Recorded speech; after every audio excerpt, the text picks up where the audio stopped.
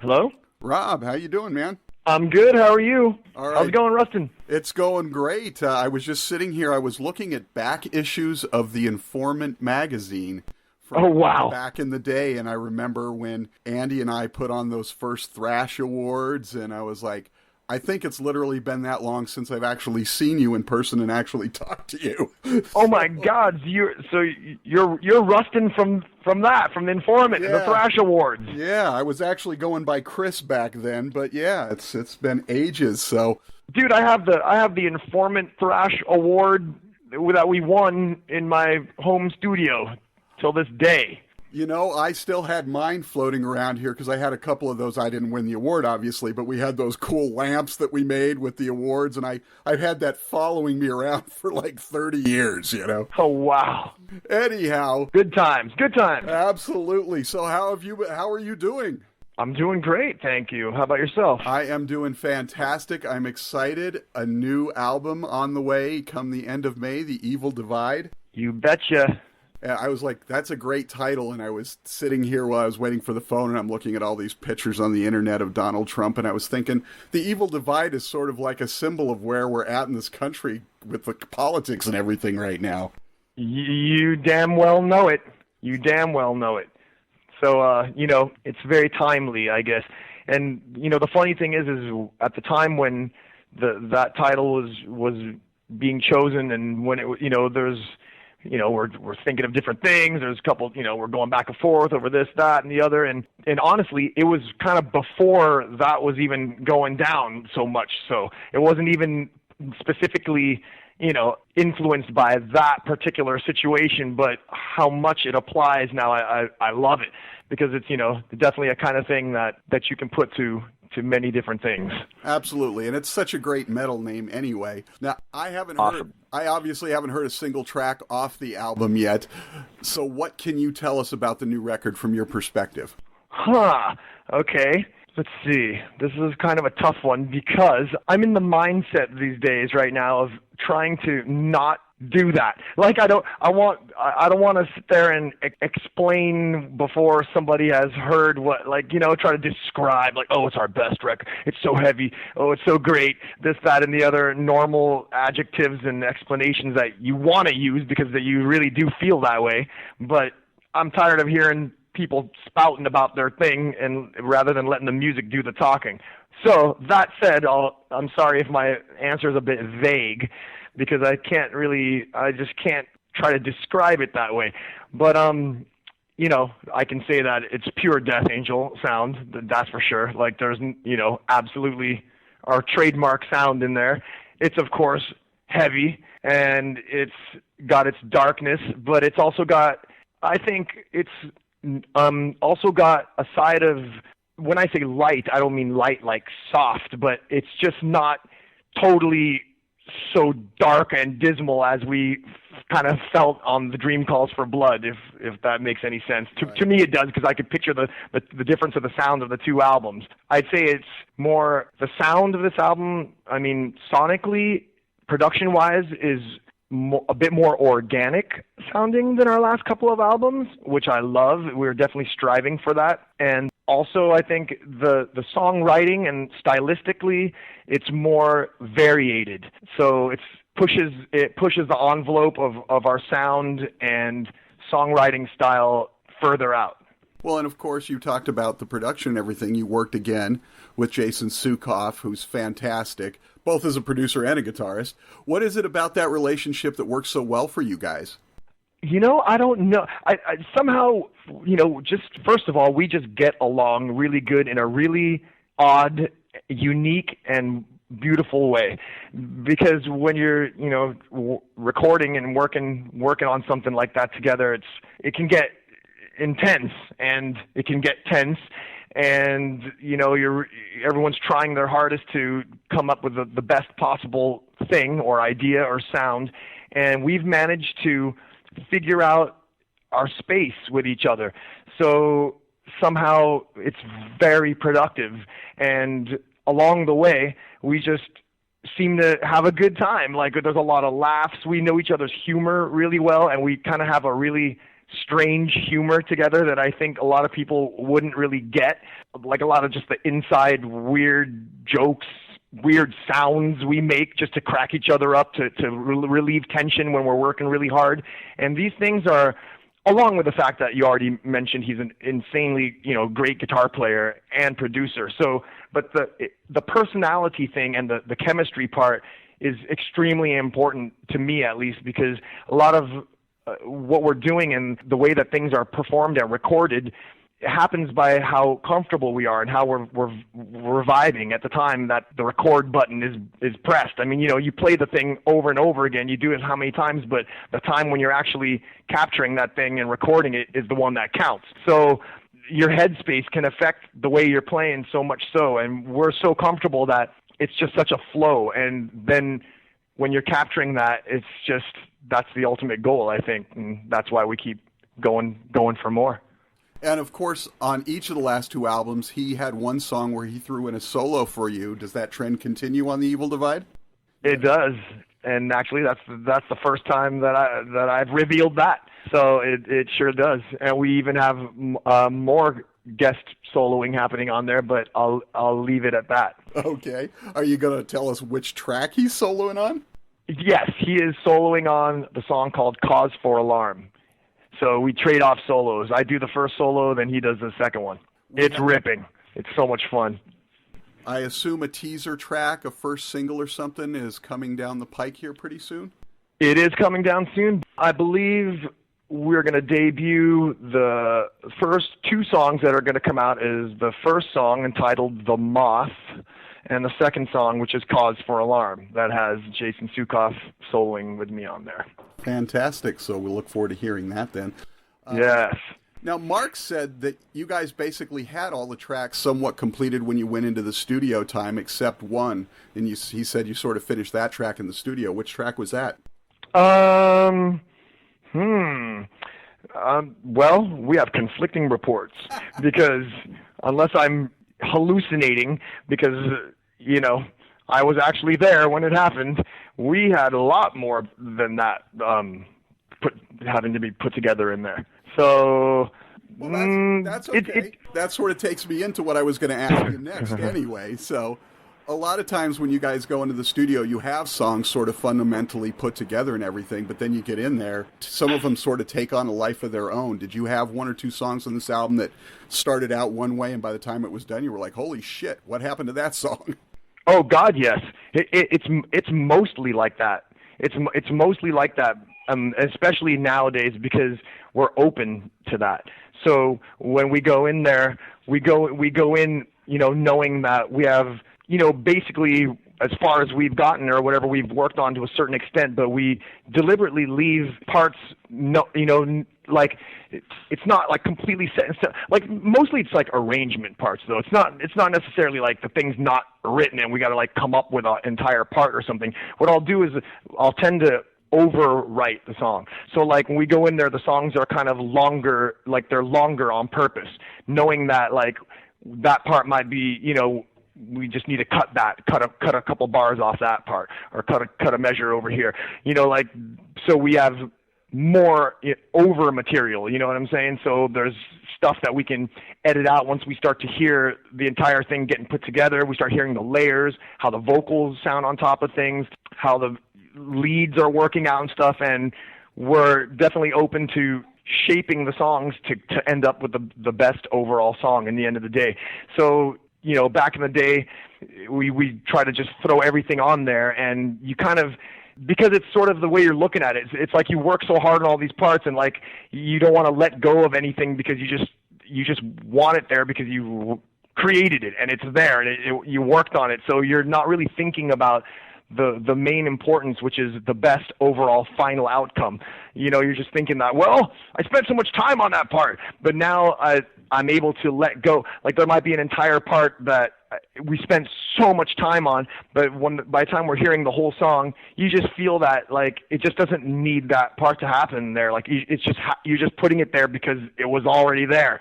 But it would sound better if we just get right to the next part that's more exciting and don't have that like little thing there that's just kind of slowing down the thing. Or so you could just go, all right, let's just drop that part and it doesn't hurt like it used to.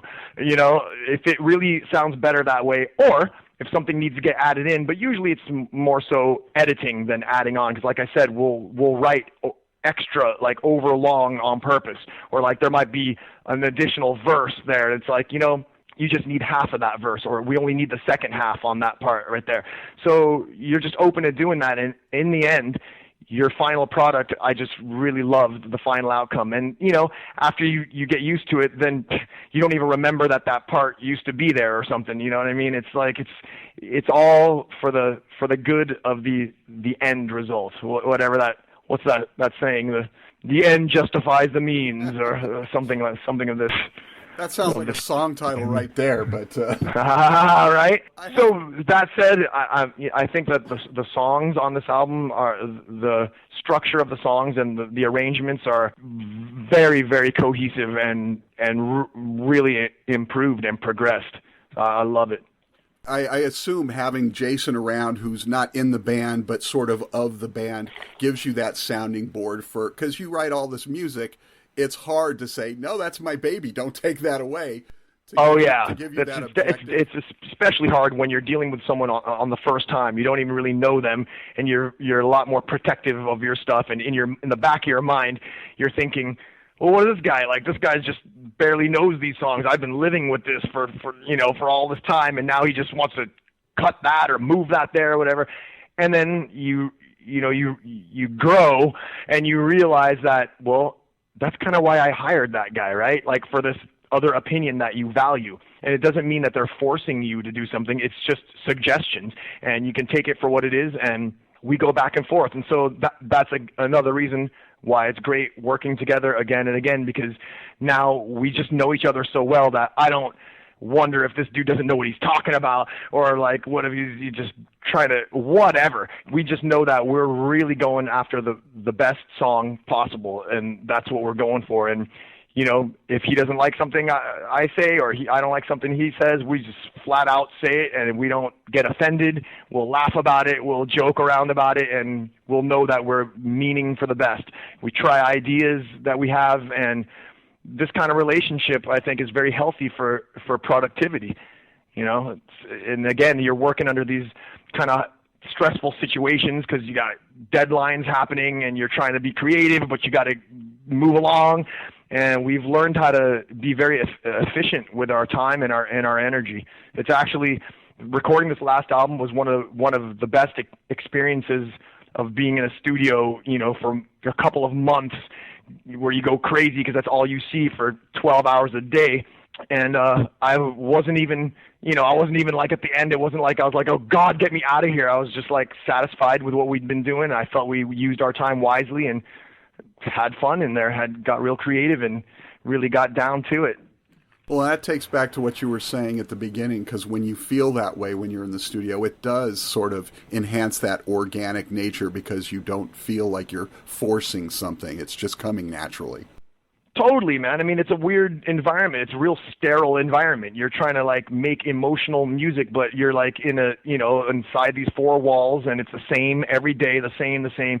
You don't have the energy of a crowd rocking, and you're not like getting this new exciting feeling because you're in a new city that day and a different stage and like all this stuff when you're on tour. It's just like monotonous. After the first week, you're very used to the place already, and it's just like a Groundhog Day happening over and over again. So it's easy to start getting real monotone feeling in there. But we find a way to not make it that way. And every day, you know, your interest level comes in, you get excited about what the progress, when you're hearing back the things that are happening, it's exciting and fulfilling. And so, yeah, it was just a really cool experience. I just, you know, literally making this last album could have been my favorite experience in the recording studio, and hopefully that reflects in what you're going to hear. So now, circling back to what we were sort of talking about at the beginning, you know, the Evil Divided, you got this song on the album that's sort of the converse of that, at least in title, Hatred United, United Hate. And again, that takes us back to, I mean, the division in this country right now. Look what Trump is doing. This country is at hate with each other. It's insane. Scary. It's insane. It's like it's playing out to the album title. And so, yeah, and definitely, you know, within the songs, collectively, the various messages or ideas or feelings that are being expressed in Mark's lyrics and in the music that is, you know, cohesive with the feeling of the lyrics is various aspects of these type of things that are dividing people, basically, or even one's own self within your own self. And so there's various expressions of these in the different songs in there, and certainly one of them is what's happening in the world and between nations or within our own country and just between races, and where people are, you know, supposed to be coming together, you know, and in fact these things are causing a division of people, and it's terrible, and it's affecting everybody and as well as us. And sure enough, as artists, that's our voices in our songs and in our music.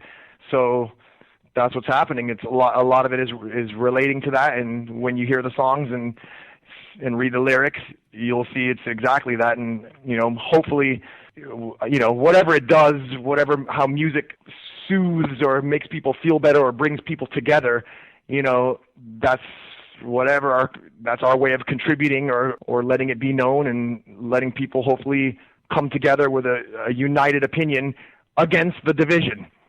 Absolutely. I was talking to Charlie from Anthrax a couple of weeks ago about album sequencing, and he felt it's very crucial to every album. Do you feel the same? How much effort do you guys sort of put into the track sequencing on your albums? I am insanely obsessive about album sequencing.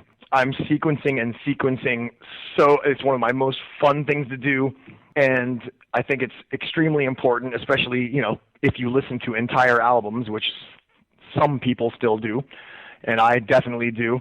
Yeah, for sure. I mean, it's the sequence of a story, or, you know, it's equivalent of watching a movie or something, and the way the sequence of the events happening.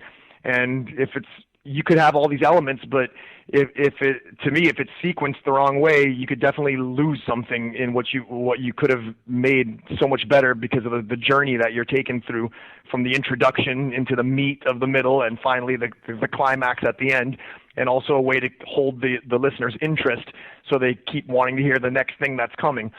And I have a great time sequencing, and by the time we start having, you know, before we even have rough mixes, once I start having some general mix of the songs with vocals on there, I can't really sequence until I have the songs with the vocals recorded and hear the full way a song ends up turning out. But as soon as that's happening, well before it's time to do the actual sequence, I'm playing with the sequence over and over again, doing entire different sequences. And when I do this, the only way I can understand how it's going to work is I have to listen to the entire album from beginning to end in this new sequence that I've done.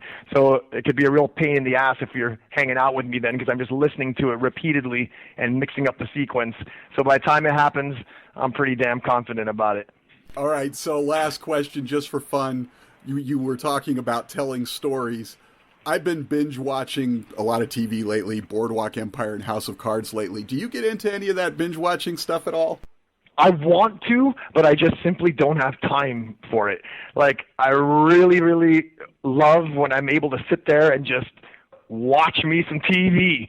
But and I've got a million of these series that every single person is like, oh man, you gotta watch this, you gotta see this. I'm like, I want to, but my God, I need 100 years to get to seeing all the stuff I want to see. But that said, it's funny that you brought up oh wait, did you say Boardwalk Empire? Yeah, that's one of them.